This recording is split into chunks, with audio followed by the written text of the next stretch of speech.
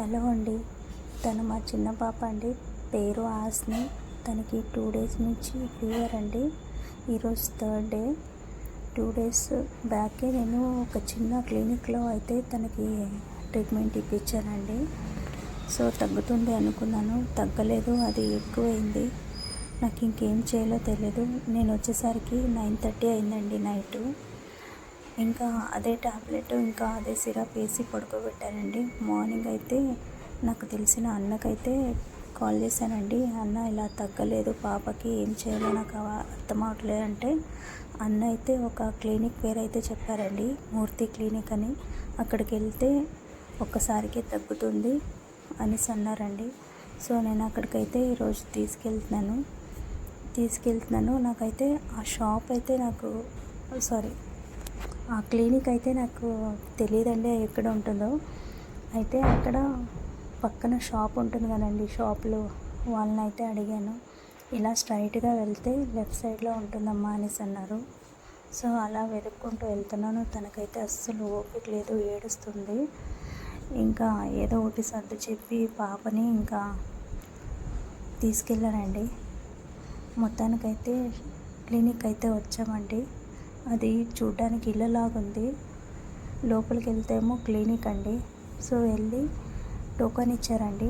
Number అయితే 45 అండి. అయితే అక్కడ 5th నెంబర్కి ఏమో ట్రీట్మెంట్ జరుగుతుందండి. 2-3 అవర్స్ వెయిట్ చేశాను. లాస్ట్కి నా నంబర్ అయితే వచ్చిందండి 45. పాపనైతే లోపలికి తీసుకెళ్ళి డాక్టర్కి అయితే చూపించాను.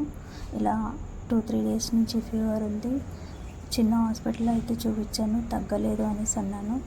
2-3 డేస్ నుంచి ఫీవర్ ఉంటే మీరు ఇక్కడికి తీసుకురావచ్చు కదమ్మా అనేసి అన్నారండి. అయితే నేను అన్నాను, సార్ నాకు తెలీదు, ఈ క్లినిక్కి నేను ఫస్ట్ వస్తున్నాను అనేసి. పాప బాగా వీక్ అయిపోయిందమ్మా, చాలా అంటే చాలా ఫీవర్గా ఉంది. 102 ఉంది ఫీవర్ పాపకి. రేపు కూడా ఇలాగే ఉంటే పాపకి బ్లడ్ టెస్ట్ చేసి ఇంకా సిలైన్ కూడా పెట్టాలి అనేసి అన్నారు. సో నాకైతే భయం వేసిందండి.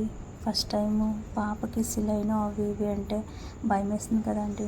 సో నేను ఇంకా ఓకే సార్, ఒకవేళ అలా ఉంటే తీసుకొస్తానని చెప్పి ఇంకా ఇంటికైతే పాపనైతే తీసుకొచ్చి పాపకైతే మెడిసిన్ వేశారండి. నాకు ఒక ప్రాబ్లం ఉందండి. తను అసలు ట్యాబ్లెట్ అంటేనే భయపడుతుంది, అసలు ఏం తాగదు. ట్యాబ్లెట్ సిరప్ అంటేనే చాలా దూరం ఉంటుంది. ఇంకా ముందే ఏడుపు మొదలెట్టేస్తుంది. అది ఇది అని ఏదో ఒక వంక చెప్తూ ఉంటుంది. చేదుంది, ఇంకా అది అలా ఉంది, ఇలా ఉంది, నాకు గొంతు నొప్పి వస్తుంది అని ఏదో ఒకటి చెప్తూ ఉంటుంది. ఇంకా అలా ఇలా ఏదో ఒకటి బుజ్జగిచ్చి ఇచ్చేసి దానికైతే ట్యాబ్లెట్ వేసేసి ఇంకా పడుకోబెట్టానండి. ఇంకా మార్నింగ్ చూడాలండి ఎలా ఉంటుందో ఏమో. ఒకవేళ అలాగే ఉంటే ఇంకా రేపు కూడా పాపని తీసుకెళ్ళి చూపించాలండి. సో నాకైతే ఈరోజు ఎలాగైనా కానీ పాపకు తగ్గిపోతే బాగుంటుంది అనేసి అనుకుంటున్నాను. నేను అదే దేవుడిని కూడా ప్రార్థిస్తున్నానండి. సో తగ్గిపోతుందని అనుకుంటున్నాను. మీరు కూడా ప్లీజ్ ప్రేయర్ చేయండి మా పాపకి జ్వరం తగ్గాలని.